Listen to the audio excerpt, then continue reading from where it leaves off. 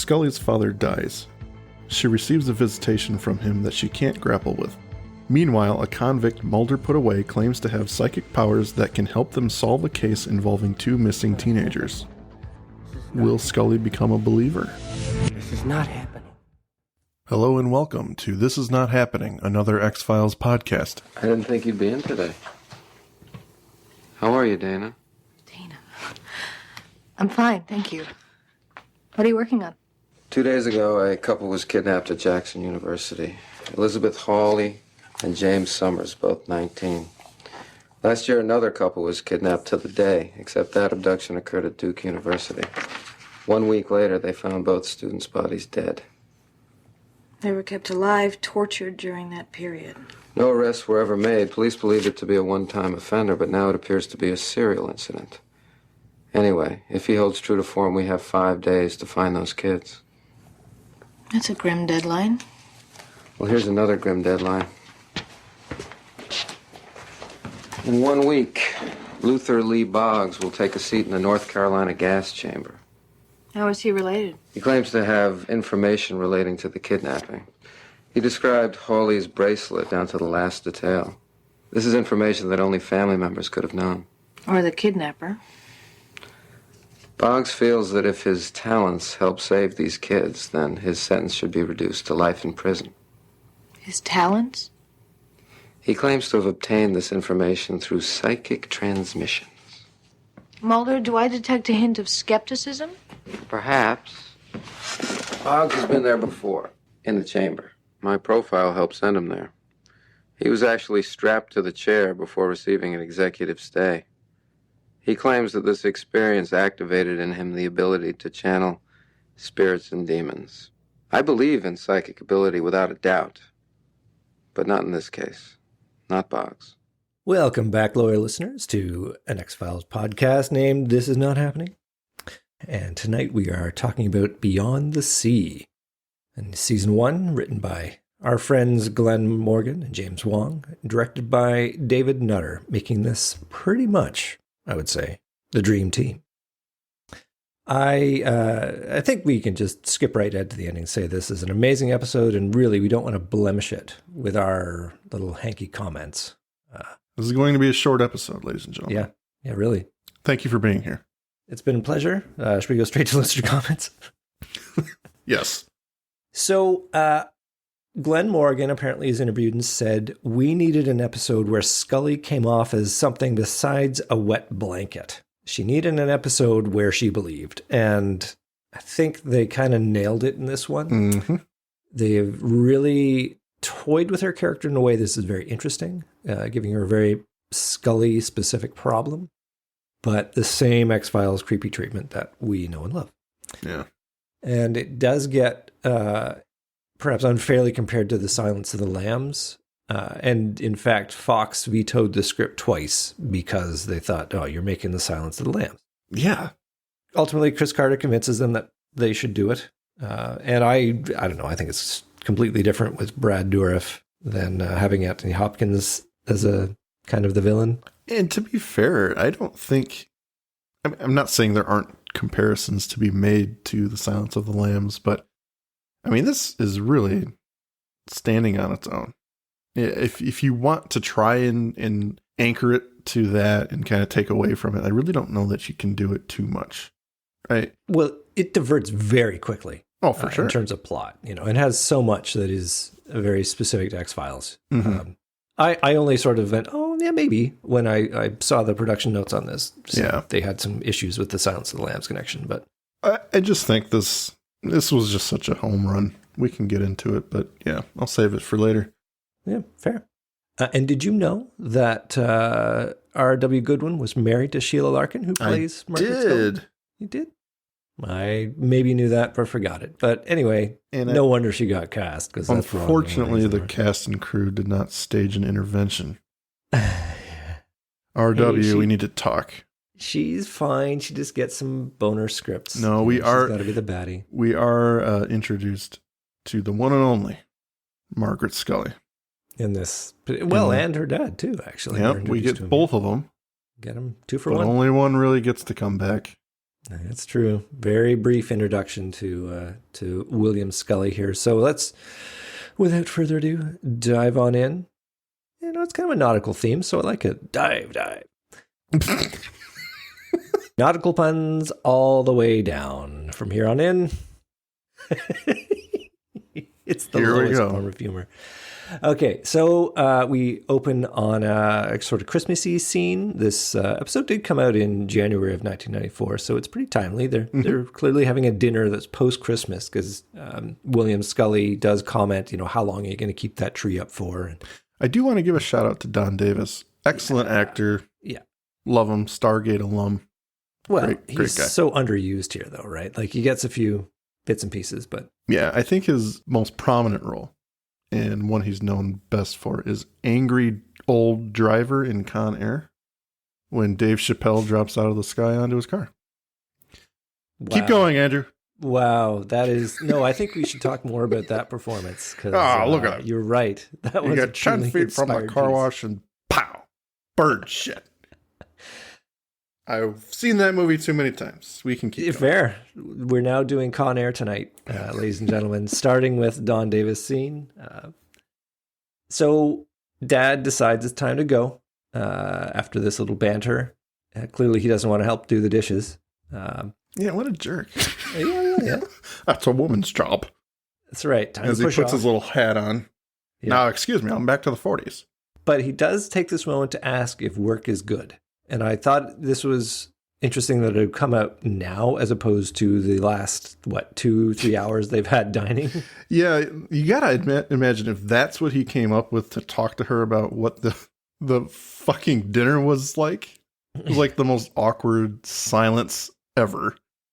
When he hugs Scully, Sheila Larkin gives him kind of like that eye, like, do more than you're doing right now. Yeah, there is something there for sure. No, don't get me wrong. It's a great moment. I just thought it's like, wow, now's when you're dropping it. But I get it. It's like your exit strategy has been set. So now is the point where you can have the mercifully brief conversation of that thing I don't want to talk about, but my wife is making me talk about. Mm-hmm. So definitely lots of significant glances here. And then, you know, Mom and Dad are already heading off. And all those significant glances do tell us the dinner was not easy. You know, it was good, though, because Dad says excellent as usual or something at the beginning. So we do cut to later when we see that, is that Ron Popey giving the infomercial for a can of hair or something? Excellent. Probably Excellent a Fox infomercial. Network special. But she's fallen asleep with the TV on, but she ends up waking to see her dad in the chair opposite. And his lips are moving, but Dana can't hear what he's saying. And she's interrupted by by the phone ringing. And when she looks back, Dad is gone. She answers the phone, and we hear a tearful Margaret Scully reveal that Dad has died, that we have lost your father to a massive coronary. And we're left with thinking, has Dana seen a ghost? Intro or credits. Yeah, we're moving on. Quick question. Yep. Or note. I wanted to comment on the lighting of her father when he's in the chair. It's very crisp and very... I feel like it's done just for that scene because it's obviously not the glow of the TV or anything, but I thought it was a nice touch. I just want to look at it again because yeah, he's spotlit. He's definitely got a top-down spotlight on him because his eyes are in shadow. So yeah, he's spooky for sure, and it's a different quality of light that's on him. It's a very bluey light compared to the incandescent of the lights around him. Apparently, he is in fact reciting the Lord's Prayer. That's what he's actually saying. Is that what he's saying? I didn't even... I think it's a placeholder, right? Like they said, you don't have to actually say anything. The whole gambit of this episode is that it's the last message and we don't know what he's saying. Yeah. And in fact, there is a moment later on the episode where I think the chaplain is doing the Lord's Prayer. So in a way, we get the message. Yeah. But I do like it a lot. There is also a moment at the beginning where, I guess on their way out, we have the Ahab Starbuck moment. So we get our plot nuggets that these are significant names. Yeah. For these, like they're close. They have their pet names for each other. But it's important that we know He calls her Starbuck. That will come back. Yeah. Unlike Mulder's fear of fire, this becomes very important to Scully. This whole Ahab Starbuck thing. Like Queequeg, you know. I'm not doing the accent though. You know that. I'm saying like this is an actual plot point of her father and Moby Dick. No, it comes back a lot. Yeah. Absolutely. So we cut after the credits to Jackson University in Raleigh, North Carolina, where we have some teenagers, college students, not really clear, but they're making out in a car. They're having their little... They're college. They're at a university or something. Well, I understand that they are young and stupid, apparently. They end up getting busted by campus security, some authority figure. They're flashing a flashlight at our duo, who sheepishly say, we'll move on, whatever. But he's determined. He's like, get her out of the car. Yeah. Orders them out. I was saying that's what the kid was saying. Never mind. Likely. So the flashlight keeps the pair from seeing the man clearly. He's in silhouette. The teenage dude sees the man's non-security shoes and gets suspicious. He says, well, no, I'm not going to show you my ID until you show me yours. But that's not what you say to a guy like this, because he clubs the kid. And we fade out with her screaming, I think, and the knowledge that nothing good is going to come out of this. Yeah, he gets hit hard. Yeah, he gets brained for sure. I think it's a pretty solid setup. Thoughts on this so far? I wanted to ask if you heard Brad Dourif here, or if it's just me, because every time I hear this scene or I watch it, it sounds like he's saying, get out of the car. But it's not him, but it's not, I don't know. I have no idea what the other guy sounds like, I guess, but. Well, that's a very important point, because we never hear him talk. Yeah. We hear him grunt and moan and scream, but we never hear him talk. So it could be, from a production point of view. Oh, maybe. If he doesn't have any lines, he gets paid as what's called a silent on camera. Yep. So they could pay him less and use Brad Dourif, who they have paid for, to do the voiceover at the beginning. That's probably what they did. Listen, they're not made of money. They got to make a Houston set piece. Oh no, they've already blown their money on the Houston set piece for the space episode. So now they got to economize where they can. I'll have to listen to that again, because I didn't actually pay attention to that. Like, and he's speaking kind of gruffly too, right? Like, it's hard to pick up. But that is an interesting point. I hadn't thought of that. So we cut to the FBI HQ back in Washington, where we start by focusing on an envelope that's been sent to Fox Mulder. And he is reviewing a report. I'd like to point out he's not wearing his glasses when he's reviewing this report. So I ask you, when does he need his glasses? Or is this yet another plot point that we're just going to abandon? I think it's as they feel is necessary. I don't think it's got any rhyme or reason. Maybe he's wearing glasses or contacts right now, reading the report. I'm actually the only person in my family who's never needed glasses, which is strange. Wow, you should go off and be a pilot, you. Yeah. So he's reviewing this report, and Scully comes in and interrupts him with a quip about being she hasn't seen him so engrossed since he was reading the adult video news. But Mulder does not rise to this, saying that he didn't think that she'd be in today. And how are you, Dana? And I thought this is interesting, because this is the first time that I think he's ever called her by her not last name. Her not last name. Can that be on every form from now on? Yeah. Here's your last first name, not and then first write name. down your not last name. Yeah, that's good. But I do like Dana's response here. She does call it up. She's like, oh, Dana. Like, she notes that. Yeah, he's trying to be calling careful. me this because you know that you're trying to not break me, and I'm not broken, and she needs to work, and basically that sentiment. But anyway, a lot said with very little. I thought it was good. Yeah. And you can hear it in his voice. He's obviously, this is huge news. Her father just died, and he's taken aback that she's actually at work, and he wants to make sure she's okay. So he reveals that he's working on a kidnapping case at the university because it's looking like a serial kidnapping. The FBI is involved. He brings up Luther Lee Boggs, who claims to have obtained information that's relevant to the case through psychic transmission. Boggs is he was a bad guy. He did a lot of murders. Not sure how this comes out, but it's not really delved into. Just that we know that he's a murderer. He's killed a lot of people. I know what they're trying to say, but Yes. they just didn't say it properly. And Yeah. He did them one at a time. he killed them during Mhm. Thanksgiving get-together, essentially, Yeah. one by one. But the way it comes off is he strangles each one of them while they're at dinner. And everyone else just watches. It was a real elaborate setup with like nooses tied to the chairs, and he made everyone look at the TV. Yeah, he's cunning. Right. So he's a bad guy. To be honest, I missed that point. Like, there's just so much that we're bombarded with in this bit. Like, she's kind of come back to work. He doesn't think she should be there. There's a lot of, like, there's the kidnapping, and then we learn about Boggs, and he's got the psychic transmission, and how did Boggs get the death penalty? You know, there's a lot of stuff that's jammed into this, and I understand why it's jammed into this. We're going to see a lot of episode, and we want to skip through this preamble as quickly as possible. But anyway, the whole point is that Boggs wants to trade this information to locate Liz Holly and Jim Summers, the missing teenage college students, and he wants to get his death sentence reduced to life imprisonment. Does not want to die. And so immediately Scully is skeptical. Mulder says that, no, I believe in psychic abilities, but just not Boggs. He's clearly orchestrating this kidnapping to get out of the death sentence. And turns out that Boggs wants to speak to Mulder specifically. This is presumably how the FBI has gotten involved. So he's off to rally, and Scully offers to go with him. She needs to work.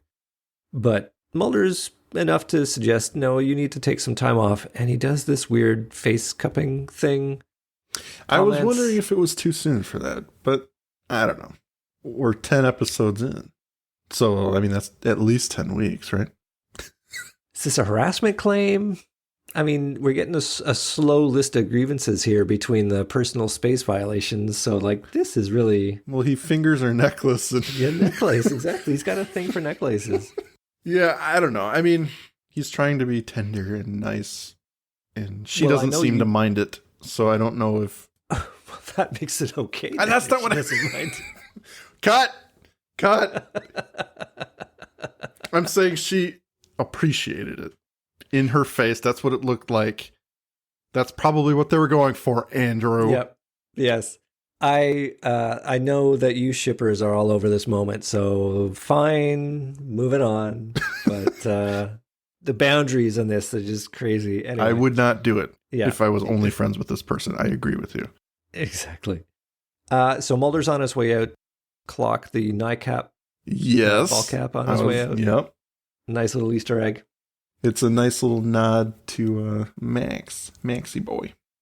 All right. So Mulder has left. Scully pulls out an X-File from the X-Files case files. It was one of those moments where you weren't sure if the kind of visitation from her father had affected her as deeply as we thought it did, because she's playing it kind of normal in this scene already. Yep. And then at the end of the scene, she goes over the cabinet, she takes out the file aptly named Visionary Encounters with the Dead. She went right to it. Do you file it under V or E or D? I have no idea. Probably file it under X, right? Because they're all X-Files. But overall, I mean, I think it's important because we get that taste that she is really conflicted right now. And she's actually pursuing old material to answer a present question for her. So she's like starting to embrace the paranormal aspect of this. Well, as you say, she's clearly been affected. Like, it is a huge deal that this has happened. You know, that not only did it happen seemingly before she got the information, you know, it happened enough that it resonated with her. So, yeah.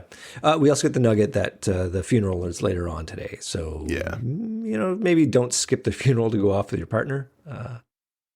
The alienation of the family will happen later. Let's not start that now. Give it a couple seasons. Yeah. So she puts away the file sharply. No, she's not going to go down there. Didn't happen. I'm sorry. It cuts to this old guy on a little tugboat giving her father's ashes the Donnie treatment from Big Lebowski. He's just... They do go right off, don't they? Just blow away. Yeah. I'm like, you're not succeeding here, sir. I have to say, it took me a bit to get that what they were doing was dispersing the ashes. When I first saw the family there, Because it wasn't like a big urn, right? It was like this little salt shaker. It's like, it's like a handheld cup or something. Exactly. It's like the Grail from Indiana Jones. Okay, I figured it out. Party. So Don Davis was also on Twin Peaks. Yep. And he has a line in there where he says, "We'll all meet together in Valhalla," in true David Lynch form. He's got this weird ass line. Yep. So I fused it together. I was expecting a scene at this point to see a Viking longboat be pushed out and be set ablaze. I thought that would be totally appropriate in this moment, but now it's just this weird salt shaker scattering of the ashes. But no, this is what he meant. Figuratively, put my ashes into the sea. Don't do it actively. Yes. But I do like that Scully laments that Dad was entitled to a Navy funeral. And Mrs. Scully's like, no, this is exactly what he wanted, just the family. So Dad's ashes are scattered into the sea from boat. We get a little bit of exposition about William Scully, how they met, how the song Beyond the Sea was playing, when he came back from an engagement, and that the family wasn't thrilled with Dana's decision to enter the FBI. Dana herself relates this. I know you weren't pleased with the decision. But then she asked her mother whether Dad was at all proud of her, to which Dana gets the non-answer of, "He was your father." I like this scene because we get some answers, and we get an answer specifically to why it was so awkward at dinner. Right? Because we didn't have this information about Scully before this episode. So when we saw that kind of tension at the beginning pre-credits scene, now we have a little nugget of, okay, well, they weren't happy with her decision to leave medicine for the FBI, and that meant something to her dad. I agree with you. I like that they didn't spoon feed it up front. Yeah. You know, after dinner, "Dad, I know you weren't happy with me leaving the, medicine to go into the academy." Mm-hmm. And, he says, "No, honey, I'm proud of you no matter what you do. You'll always be my little Starbuck." And he didn't do that, which other lesser TV shows would have done. Exactly. It wasn't some huge reveal and some emotional dump. But Why can't you be like your brother and go into the Navy? Which I want to point out, neither brother is here. Yeah, they're too busy. Screw them. And Melissa isn't here either. She is not. But I give her a pass. It's like the family doesn't care. So, yeah, we get our lead in of Beyond the Sea. Bill Scully is not there, to the delight of everybody. The scene ends. We cut to Luther Lee Boggs. Of Luther Boggs drowns in hell's sea of fire. We have him now. We? You mean the souls of your victims? The dead, living, all souls are connected. And you're the conduit?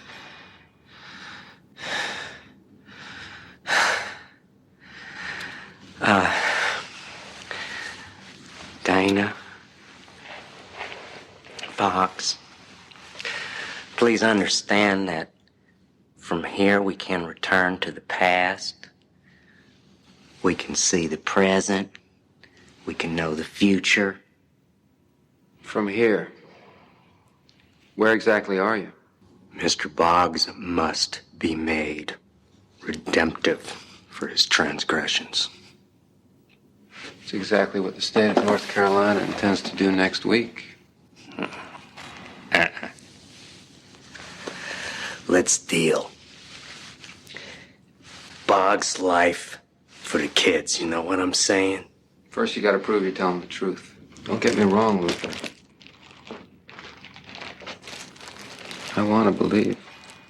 And this is, of course, played by the inimitable Brad Dourif, giving a remarkable performance. Yeah, his knuckle tattoos of Kiss and Kill are very cool. What a casting. Yeah, spot on. And apparently he costs a lot of money too. Enough that, I don't doubt it. Can we afford this guy? So he is seemingly channeling multiple characters, weaving from one to the other pretty seamlessly. if it is a performance that Luther Lee Boggs is giving to Mulder and Scully, it's pretty amazing. Mulder entertains at the notion that Boggs has something, and he needs to believe that there's something to deal. You gotta show me. So he hands Boggs a piece of blue cloth from an evidence bag. And upon touching it, Boggs gives a great performance, supplying loads of details surrounding the kidnapping. That there's a waterfall, that there's a... Yeah, it's not a waterfall, but it's a waterfall. There's the saint, there's the condemned building in a dark place, all these details. And, Mulder's sort of nodding along, and, he's got kind of an implacable expression. You're not sure if he's buying into it or not, but he's listening, right? He's watching this performance. And then there's a marvelous moment at the end where he walks over and whispers that tore it off my New York Knicks t-shirt. It has nothing to do with the crime. And he walks out. Yeah, that's a highlight. So as they're leaving, we hear Boggs whisper singing Beyond the Sea. And that's awesome. Briefly transforms into Dawn Davis. And looking over at Scully, she visibly recoils at this transformation, this phantasm that she's seeing.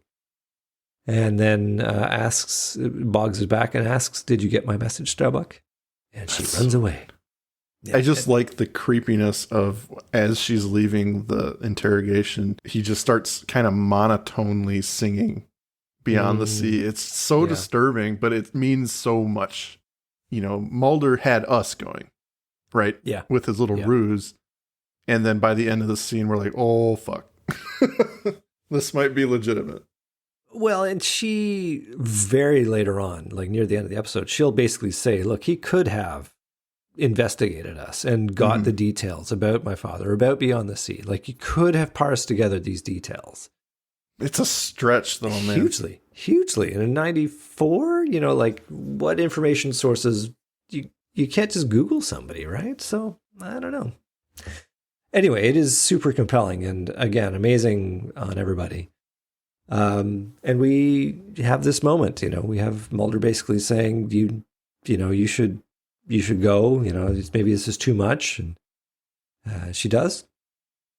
And she's driving home and she stops at a light and she begins to see signs that points to things that Boggs revealed in his channeling. She sees the neon sign of the Riverview Motel or something, this animated river falling, cool little board.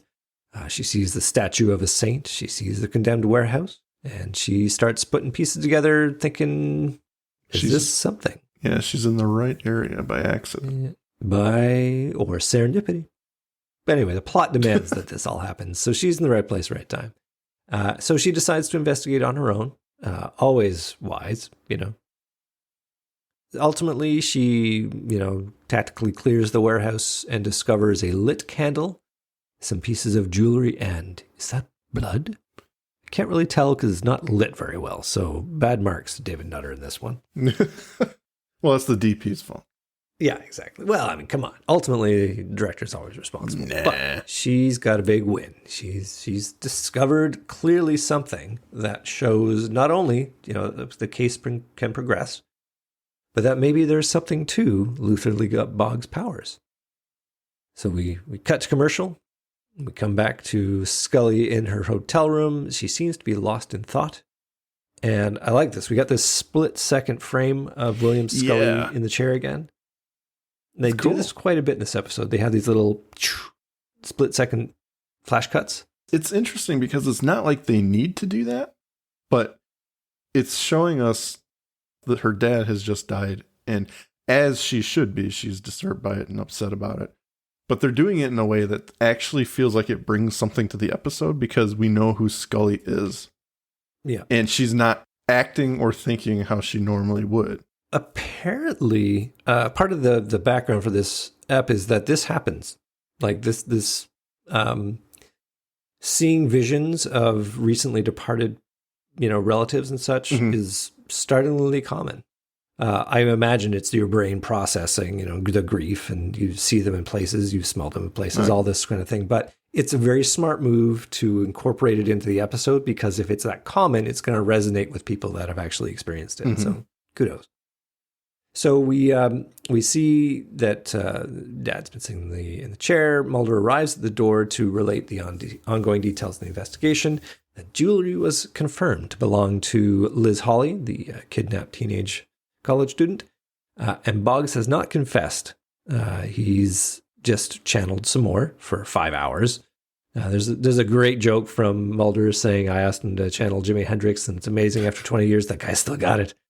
And then Scully reveals that she's lied about how she found the warehouse. It was not suspicious activity, that she had in fact followed clues that had been relayed by Boggs in his channeling. And Mulder gets very angry at this, saying that, why did you feel you had to invent a story? Well, he's angry in a couple levels. The first is that, you're playing into Boggs's game by doing this. You shouldn't have done this because this is what he wants. But more importantly, he's angry that why did you have to dress it up? Why couldn't you have admitted that this was the paranormal? You directly experienced this thing. Mm-hmm. But and he's got a point. I'm on Team Mulder here. Yeah.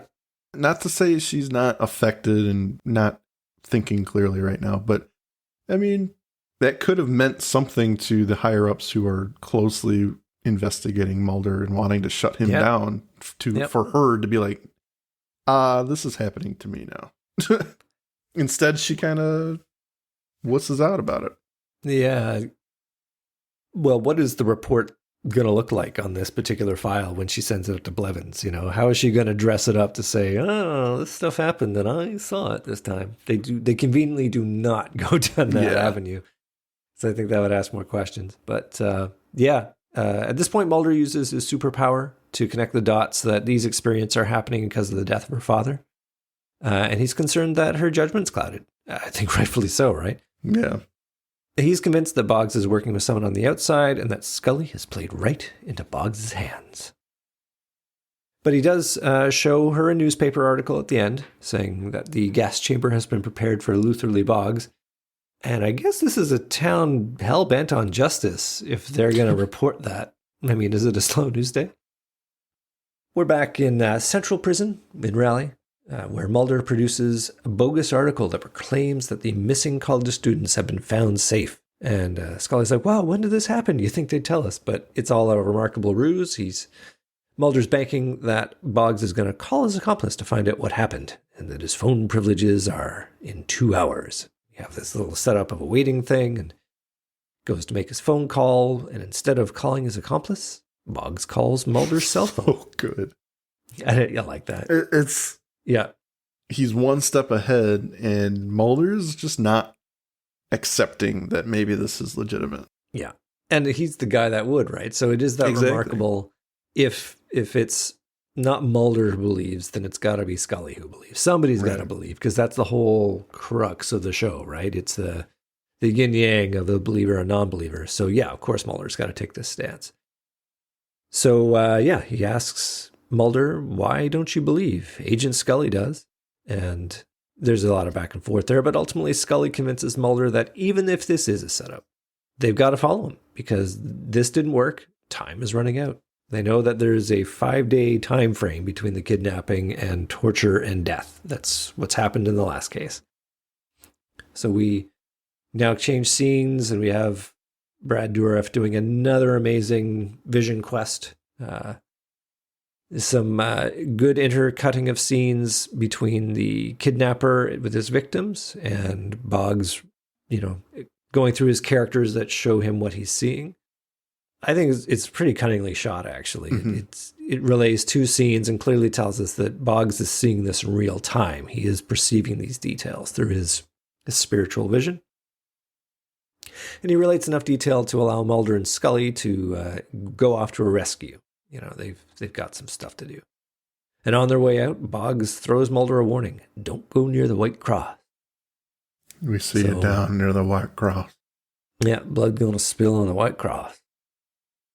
So the scene changes to our kidnapper. He's playing a bit crazy. No meaningful lines. I like our theory that he's a SOC. He's not been paid to say anything, just look mean. So he moves in with his wire. He's going to whip him. But he hears a sound. And the FBI are moving in for the rescue. They've got their guns drawn and their FBI jackets. And for some reason, Scully is leading the charge. I love it. Yeah, it works. I feel like she always is leading. Yes. Like the big groups. You know? Always.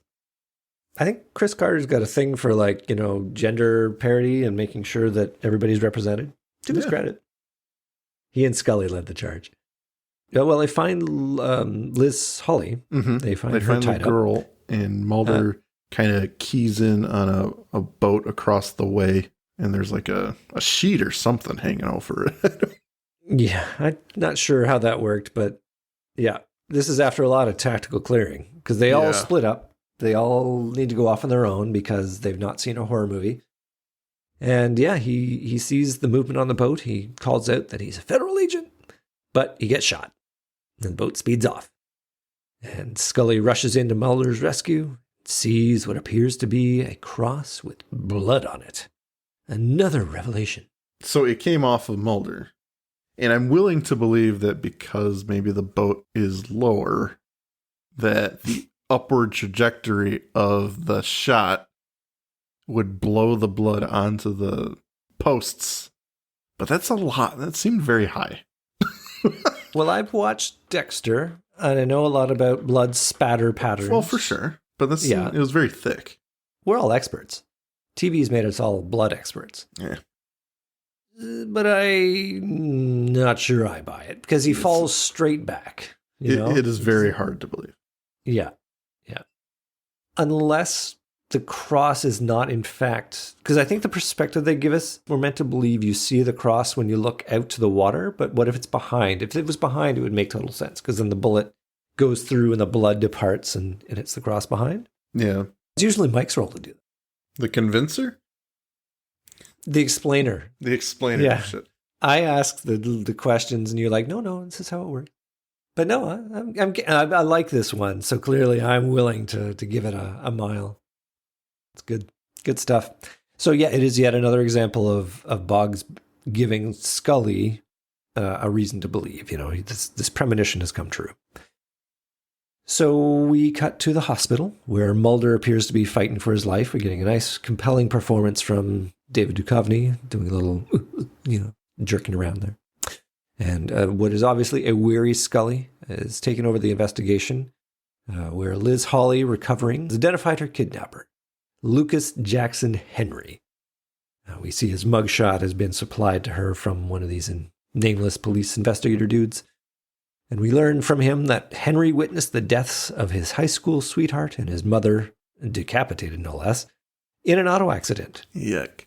And that there was a suspicion that couldn't be proved in trial that Boggs worked with an accomplice named Lucas Henry. Dun, dun, dun. I would like to point out that Luther Lee Boggs and Lucas Henry is a play on Henry Lee Lucas, the serial killer. Yeah, they have amalgamated those names. It's very smart. Or de-amalgamated, I guess. I like it. It's cool. Yep. That guy was I thought you were nuts. about to tell us that the police detective can be seen in these other X-Files episodes. No, not in the last couple episodes. Just a one-off. Unless I'm missing. I really don't think I am, though. Well, I think that I'm going to have a complex now. I got to go back. he's going to rewatch the rewatch.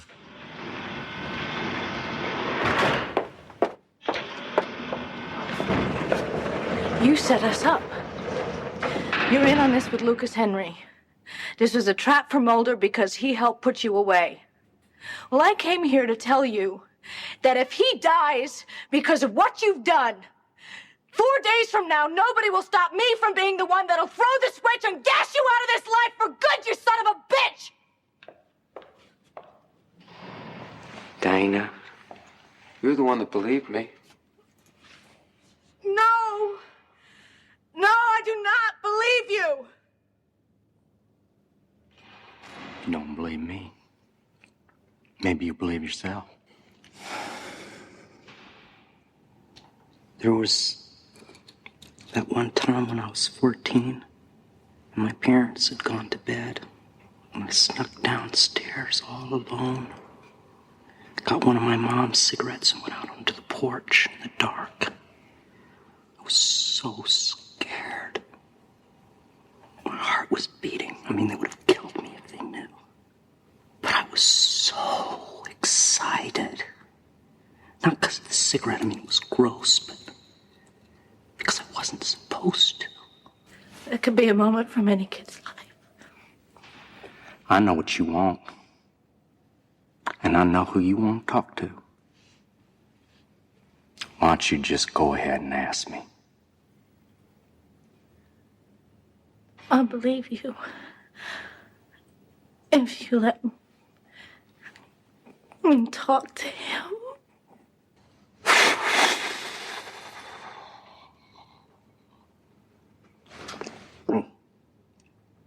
Starbuck. No!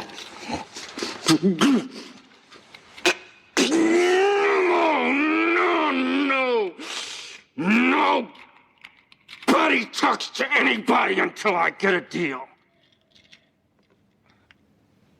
Don't underestimate my fear of dying, and don't downplay my terror going back to that chair. I know my hell's gonna be going back to that chair over and over again for all the time, but in this life, my one and only life, I don't ever want to go back again, ever! This scene is just so powerful. Oh, yeah. All of it. It's like the first, not the first, but like if we didn't love Gillian Anderson already, she just unleashes here. And she's going toe to toe with Brad Dourif. Yeah. Easily the biggest name they've had on the show yet. And they're just doing it together. It's awesome. It's a strong, strong scene. What I really like about it is that she doesn't win. Like, she rebuts that this could be a memory of any child's, not just hers, but he knows, he knows he's got her. And ultimately she says, tell me, do whatever. You just tell me. She crumbles under it. And Boggs does take on William Scully's countenance for a moment, calling her Starbuck. But then he does this explosive pullback. No. That's awesome. When he's fighting with himself. No talking until I get me a deal. Super, super intense. And right there that there's so much character there, right? It's so powerful. The flip that Scully does, she comes in angrier than ever, right? And by the end of the scene, she is like putty in his hands because she is so desperately wanting to talk to her father. And she doesn't want to believe it, but she can't help herself at this moment. And she's broken, basically. Yeah. Like, if there was anything that was going to break her, this is it. So that's so good. We then continue on with a pretty powerful monologue from Boggs as he tells us why he's so afraid of death row, which I think this is a real important scene because up till now it's just been figurative. Anybody would be afraid of dying. Anybody would be afraid of being executed by lethal gas. But it's not that. That's not the reason that he's afraid. He's afraid because the last time he was brought down, he's exposed to all of the people that he's killed. And they have this ghoulish effect on him. They're gonna punish him through this, and he knows that death is only the beginning of this punishment. So he can't die because he knows that's going to happen, and it's pretty powerful motivation. And I like that this gives you that sense that he is not going to break. Yeah, he's not going to negotiate. He has his terms, and there's a legitimate reason why he needs it this way. I can't get over this scene. Yeah, it's so good stuff. So Scully is left with a terrible quandary. She does want to hear this message from her father. She wants to solve the case, but she also knows, her rational side of her thinks that this could still be a setup. There's been a lot of circumstantial evidence which kind of proves Boggs is what he says he is, but none of it is verifiable. Mm-hmm. It's not her deal, but she's compromised because of the effect that her father had. So she talks to the governor, I think. I'm not sure who this person is. He's in the prison. I think it's the head of the prison. Well, sure, but what authority does he have to give any kind of deal? But I wanted to say it was the governor too, but I wasn't sure because it took place in the prison. So yeah, I thought it was the warden too, but I was like, why would he be able to do anything? I do want to say, even though we just talked about it, this actor is the same man who plays the judge in Pusher, who gets the whammy. Wow, yeah. Well, it's separated by two very important roles. I don't know how you missed it. Very, very much. So she then goes to visit Mulder, who's clearly doing better. They must have got the bullet out, and he's wired up for sound. He's recuperating on the bedside, and she, I guess, laments that this is all happening, but he repeats, "You can't believe Boggs. Don't get drawn into him." But we then cut back to Boggs with Scully, and she tells him that he's got his deal. At which point I was like, wow, is she lying to him? Is she really going to stoop to that? Or do you think that do you think she got a deal? Like, despite the... What were your thoughts at this point in the episode? No, I mean, we saw her get denied. So I think she's just so vulnerable right now, and she's desperate. She wants this message. She's just playing it like she needs to, and she knows the deadline's still there, so they need to get to the kid. And so she's going to get the information however she can. And it's 90s American justice. You can lie to your criminals, especially if they're going to die anyway, right? It's not a problem. So he does. He has a little teary up moment, thank you very much. And he does it. He channels again to offers more details of where Henry and Jim Summers are. But then he goes on to reveal that he knows she lied. I've known you lied. Yeah. Appreciates that you tried. Yeah, I think it's a weird moment because we see this supposed awful person actually thanking and showing respect to someone who tried to help him. And it's like, is he really changing as a person, or is he shows some heart here that he really didn't need to do. He gave her all the information she needed. Well, I think that what we're seeing there is he is expressing gratitude that somebody believed in him. Yeah. Like, he knows that she believes and is, that's the closest thing he's going to get to comfort right now in this moment. So that's why he's going to help her. So he gives her another prophetic warning. He says that she should avoid the devil and that he's going to let, what did he say? Leave Henry to me. Leave that one to me. Yeah. A little scary stuff. So we cut back to Henry, who is doing another good freak out scene. And I'm not he is really talking himself out of killing. Yeah, he's not doing well. And poor Jim Summers, our teenage college guy, is scared out of his mind. I'd say he deserves the Emmy for being totally freaked out here. Looks like it's good time for a hack and death. And just as the axe is raised, Scully and the FBI burst on the scene. She yells for him to freeze, and he raises his axe again. And Scully shoots him, because only Scully gets to shoot guns at people. I don't think we've seen Mulder do any shooting so far. If she's not shooting fans, she's shooting this guy. Well, Mulder shot into the air in Conduit. Mulder shoots in the air to scare the wolf. You're right. So he's using it as a hammer, not as a gun. He's still using it. He's still using it. I'm just kidding. One bullet for Mulder. So anyway, Scully shoots him, and he gets wounded, and he flees. Scully somehow ends up leading the pursuit, and everybody splits up, because this must be written down somewhere that you must split up. Do not stay with your partner. Cover as much ground as possible. Get into horrible traps.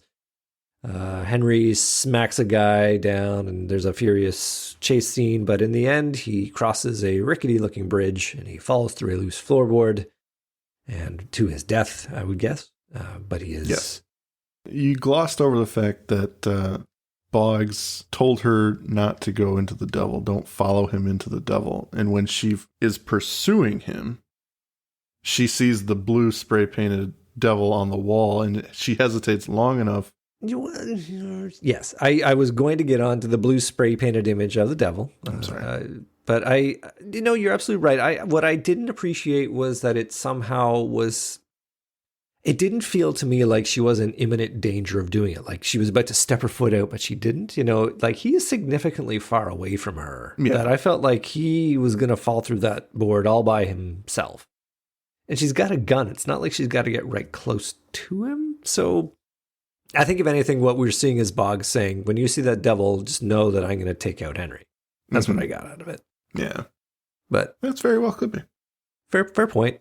She did indeed avoid the devil, and she didn't die. So go Team Boggs, And then we get that cool fade from the devil into Luther Boggs' face. Yeah. So Scully is visiting Boggs in his cell, and she admits that if Boggs had truly orchestrated the kidnapping, he would have advised Henry of the same danger that did him in. Mm-hmm. I feel bad for Luther in the last scene, because I think he was truly connected to Scully somehow. Even though he is essentially a terrible, terrible person. I think he had that connection to her in the final moments of the episode where he kind of expected her to be there. Yeah. Not like a friend, but someone who believed in him. Well, it's a tenuous connection. I mean, I like that he calls her a witness, basically, just to be there to see it happen. That's really all that he kind of wants from her. Mm-hmm. But yeah, I think if anything, I'll save it for my final thoughts. Maybe that's what it is. Acknowledgement. He wants someone to acknowledge that he's dying. He's a part of this world and it's leaving now. Maybe that's I don't know. Okay, well, I'll dive a little bit into what I was going to say, which is that I think, if anything, he mentioned that the spirits in his head mentioned that he wanted to be redemptive, or that Luther Lee Boggs should be redemptive. So you got to take the conceit that his powers are real and that he is channeling spirits, which are legitimately seeing these things happen and are able to give the information the FBI needs to rescue the teenagers. So in that sense, his part of the bargain that he's offering to make is fulfilled. So he reached out, said, I've got details on this kidnapping and I'll give them to you if my one condition is I don't want to die. I want to just get life imprisonment. Mm-hmm. Oh, he means it. So in a sense, what he's getting is, I redeemed myself. I did what I said I was going to do. I saved those kids. Mm-hmm. And it's true. And yet the system is going to screw me anyway. So I think, if anything, what he wants is that validation. He wants somebody to know that he did do this good redeeming thing. This is his Darth Vader moment. Yeah. Very well said. Yeah, he's no saint. Saved 2, killed 30.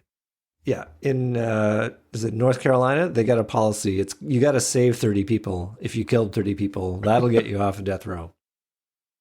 So we do have a nice, compelling moment there of, again, Boggs led to the chamber. We get a rehash of the scene that he had before. The family watches him eat his last meal. I thought that was very apropos, given he strangled a lot of them. And he's led past his victims going into the chamber. Strapped in the chair, Scully is not present for the message, so he doesn't say anything, doesn't give any last words. Yep. Later on, Scully is discussing with Mulder how Boggs could have set this up just to get in their heads. And Mulder, again, he's going to press her, why can't you just believe after all you've seen? And she flopped. Says, what's that? It's flopped back to normal Mulder, normal Scully. Yeah. Yeah, we've come full circle. Well, she relates, she's afraid to believe, which is a nice admission, and especially as it relates to something that is, very close to her heart. If she believes in this, then that answers this one thing, but it opens a lot of questions. So I think it's a pretty powerful point, but he does press on. He says, if you couldn't face this fear, even if it meant never knowing what your father wanted to tell you, why couldn't you do it just for this one time? But it would solve so much. And then we come full circle with her answer. And it's the same answer her mother gave to her, that, whether Dad was proud of her. She knows what he wanted to say simply because he was her father, which is a non-answer. I'm sorry. Yeah. It's funny you put that in there, because I actually wrote that when her mom told her that. I said, that's the non-answer of the day. Yeah, exactly. Honey, let's just say he was your father. He was your father. Oh, thanks. I'm comforted now. But he was kind of a jerk. Does that mean no? I mean, what? He was my father, but he really made it known that he didn't like my career decisions. Yeah. So I think in a poorer version of this episode, we would have a second coda where we're in the morgue and they're wheeling in Luther Lee Boggs' body, and they're about to zip it up, and his eyes are there. He wakes and his up. eyes open up, and all the ghosts fly out. I'm dying for a cigarette. Yeah. But thankfully, no. He's gone. He's not coming back. And that's the episode. Perfect. Shall we move on to our final thoughts? It's so good. And they tried something new with Scully because they wanted her to be a real character and not just a flatline naysayer to whatever Mulder has to say. And she became Scully in this episode. I think she is now like fully fleshed out. We get some backstory. We get that nugget at the end that the reason maybe that she's so resistant to paranormal things is, especially in this case, that she's scared about these things and she's afraid to open herself up to this stuff. And her acting in this episode, especially because she's going up with a heavyweight like Brad Dourif, it was one of the most compelling scenes of the show. And it's 10 episodes in. She really got a chance to spread her wings and show us what kind of an actress she is. And Morgan and Wong, perfect. I think what I liked most about this episode was it was very artfully done in the way that it gave us the twists and turns. You are provided with information as the viewer, and you use that to be in the same place that our protagonists are, right? You're like, what's going to happen next? Do I believe this? Are they going to be in danger? Blah, blah, blah. But you are given this thing of Luther Lee Boggs is a bad man. He's strangled so many people. He's killed so many people. Like he can't be trusted. You got Mulder saying that all the time. He can't be trusted. But at the end of the day, that transforms. We get to a place where he is not redeemed. He's not going to get that redemption that he's looking for, but you understand where he's coming from. Again, the skillful performance is what does it. It really, in the hands of a lesser actor, you wouldn't believe it. But he's able to channel it to a place where you're like, oh, I shouldn't, but I feel for this guy. I know the hell that he is going to, literally. So it's just so good on a lot of levels. Yeah, I think it's one of the best episodes, and I'd watch it again for sure. I like that they didn't dive into a whole faith-based conversation. Yeah. They really could have gone there, that, Dad's in heaven and he's coming down as an angel, or there's no floating crosses. It would have been way too much. Yeah. Keep everything else the same, and then you try to put that in there. It's like, nah, that would have ruined it. So they did it perfectly. Yep, totally. Now, the listener comment talked about a conversation of, I guess, the final bit where, I guess the moment she was talking about was where Luther Lee Boggs knows that Dana tried to get a deal and failed, but yet gave he does give the information anyway. And I like actually that Scully starts it off by saying, if you were psychic, you would have known. And, she doesn't get to the end where she's going to say, you've known that there's no deal. I've just lied to you. But he kind of preempts that. So, it makes you wonder, not to go too crazy deep into this and, fan theory our way through it, but, you have to wonder the life of this man, and maybe he was never given these moments of people believing in him for something, and he became this other person, and this kind of means more to him because he's getting more from Scully than maybe he has in anyone in his life. Yeah, I mean, you don't get the complicated profile or backstory to this guy. That's all sort of prehistory to the episode, but he's probably super smart and cunning. How else is he able to off that many people? Right. So yeah, at the end of the day, the fact that he can use these powers to help, and he's given another chance, but that's the tragedy, right? He's not going to get the deal, which keeps him off of death row, even though he lives up to his end of the bargain. So good stuff. Very good stuff. So I think that's all for us. Thank you for listening. As always, we love your comments. We'd love to have you chime in on our very exciting message board on Facebook. And that's all from me. Mike, final words for tonight? We will see SEA you later. Oh, that was pretty good. That was I terrible. missed all sorts of opportunities for nautical puns. Come on, you didn't dive deep enough. Jeez. We washed ashore on the puns. No. Don't dry up on the Yeah, beach. they just dried up in front of us. Come on, man. The ship sunk. There's no wave of puns to come. The show is over. All right. We'll find something in that, I'm sure. Thank you for listening to today's episode. If you liked what you heard, please rate and review on your podcast app of choice. Andrew and I would be eternally grateful to you fine people for helping us expand and get the word out. Also, we've got a killer group on Facebook. Feel free to join in on the discussion at facebook.com/groups/thisisnothappeningpod and become an official member of the syndicate.